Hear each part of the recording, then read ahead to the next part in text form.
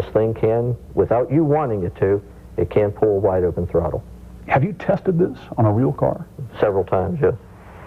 Sero deliberately rewired an old Ford Crown Victoria. I'm going to throw a switch. Adding switches an assistant could flip to produce the two wiring problems. In this demonstration, played in an Ohio court, the driver puts the car into gear and without touching the accelerator, flips the switch. The car takes off, picking up speed, the throttle wide open. Sero says you don't have to be a mechanic to understand how it could happen without the switches he added. This black wire here is a ground. If this black wire to one part of the cruise control wiggles loose, and then if either one of these two wires gets a nick in the insulation and touches metal in the car, Sero says, hold on. And there's another thing. If this $4 plastic switch, called a dump valve, because it cuts off the cruise control as soon as your foot hits the brake, if it too fails, Sero says the engine stays wide open. Anyone can rig wires, deliberately short things out. Isn't this a lot of things that have to go wrong all at the same time? No, and what you're talking about, in quotes, going wrong, all of these things that go wrong are normal wear and tear on the vehicle. Sero says normal vibration can cause a loose wire to make, then break a connection, even though it looks fine. It's the same problem that you have when you look down at your indicator panel, and sometimes the little lights come on to tell you something, and then they'll go off. So if it was vibration, it might vibrate its way back into order. Sure. You're saying? Yes. And that other wire that has to be nicked, then touch metal? Well, Sero says it may not have to touch metal at all if there's water in the wiring. Water? Yes. But these wires are under the hood. I mean, what are the chances that water is going to get on these wires? Probably about 100%. 100%? Oh, yes. Sero says the wiring for the cruise control is right in front of the windshield, so water dripping down or simply condensing on the electronics can cause short circuits. And if water does play a role, Sero says proving it would be almost impossible because water evaporates. Right after the fault, it could be gone. Sero admits the odds of all these failures happening at once are very small, but with millions of cars on the road, even rare failures can add up. And he told the jury that's what happened to the Reverend Manigault's car. I mean, you're talking, what, 1/100th of 1% of all the vehicles? It's very low probability. You say, that doesn't sound too bad, but if it's your car, it's real bad, isn't it? What did Ford say about all this? In court, the company argued that the Manigault family had changed experts and changed theories. Before Sero, another expert had offered an entirely different explanation because he didn't find any problems with the Manigault's cruise control. And the fact is, Sam Sero didn't either, because before he or Ford engineers could inspect the car, it disappeared from a storage lot. Ford declined Dateline's request for an on-camera interview.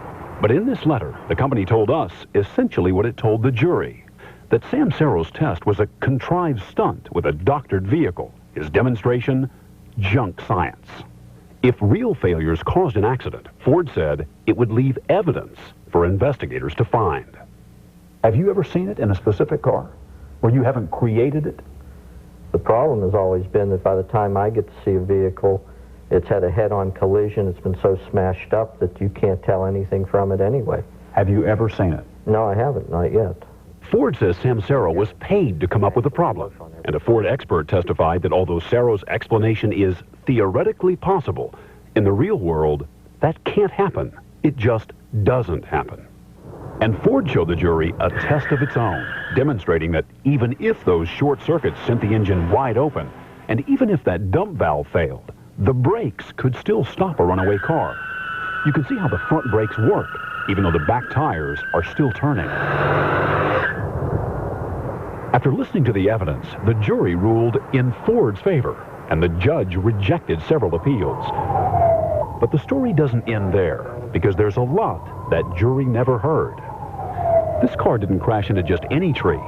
It's on the White House lawn. The man behind the wheel drove in motorcades with 2 presidents. Dan Childs was an experienced Army driver with a spotless record. That was kind of frightening. In 1992, Childs shifted a Ford-built Mercury Marquis into gear to pull in line for a motorcade here at the White House. His commanding officer was in the back seat when suddenly the car roared. He starts to scream at me that, sir, the vehicle won't stop, the vehicle won't stop, the vehicle won't stop. And I'm looking over the front seat, seeing he is literally standing on the brakes. Had anything like that ever happened to you before? No, never. Were you surprised? I was very surprised. Scared? Yes. Without touching the gas, Child says the car took off. And if he hadn't hit a tree, he says he might have plowed straight into the Oval Office. You can see where it happened if you look at the back of a $20 bill. Just barely right in here, kind of mixed in with all the shrubbery. Childs told Dateline he thinks the brakes worked, but when the front wheels hit the grass, they started sliding, while the back wheels kept pushing the car forward because they were still on the pavement. The key thing is, the engine continued to roar, even though Child swears his foot never touched the accelerator. Is there any question in your mind No. about which pedal you had your foot on? I had my foot on the brake. And remember, Childs has a witness. You physically had both feet on the brake pedal. And within a year, Secret Service agents were reporting similar incidents involving 3 different Ford-built cars, including one at the vice president's home. I remember getting in it and putting it in reverse, and all of a sudden it took off. Dropped it in gear, the engine revved up, tires squealing. And the vehicle laid probably 10, 15 feet of rubber in the building. We have a smooth concrete floor. Did Secret Service agents suddenly get clumsy and start hitting the wrong pedals? Attorneys suing in a sudden acceleration case Ford settled without admitting fault had tracked down the Secret Service agents and other drivers. Into the 20 feet, the vehicle engine just abruptly revved up. The vehicle accelerated. A Ford public relations man at company headquarters. Pulled it in gear, and it took off, spun wheels, as I recall the situation. When Mrs. Ford entered, I entered the car. And it even happened to a driver chauffeuring Mrs. William Clay Ford of the company's founding family. There was a sudden surge. I immediately hit the brake, but the car did not stop. These records show Ford was getting so many complaints, as many as 100 a month, it had launched its own internal investigation. But the judge in Reverend Manigault's case never allowed the jury to hear about that, or the White House lawn, the Secret Service, or any of the other incidents. What the jury did hear was a Ford lawyer say Sam Sero's ideas were purely theoretical and had never happened in the real world. When the Reverend Manigault's lawyer told a different judge that Ford knew about thousands of sudden acceleration incidents, including ones with trained drivers who swear they didn't hit the wrong pedal, the judge issued this blistering ruling, saying Ford had perpetrated a fraud upon the court and may have misled the government. In ordering a new trial, he wrote, "It seems certain that further death and injury is likely to occur unless and until the truth about the causes of sudden acceleration events becomes public knowledge." Ford told Dateline it's appealing what it calls the judge's erroneous and unconscionable rulings. The company says it didn't hide anything and that its statements in court are absolutely true, that it's investigated every one of the incidents we've told you about, and in some cases the government has as well. And Ford says no one, not even Sam Sero, found evidence that a mechanical or electrical problem caused any of those sudden accelerations. And what we had found was the solder. But wait till you hear what a mechanic at a local Ford dealership says he found.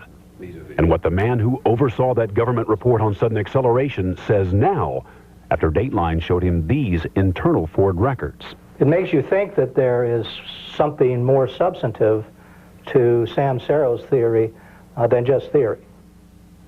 When we return, what the government's former top investigator says he did not know about Ford's cruise control system, and mechanics who don't think drivers are always to blame.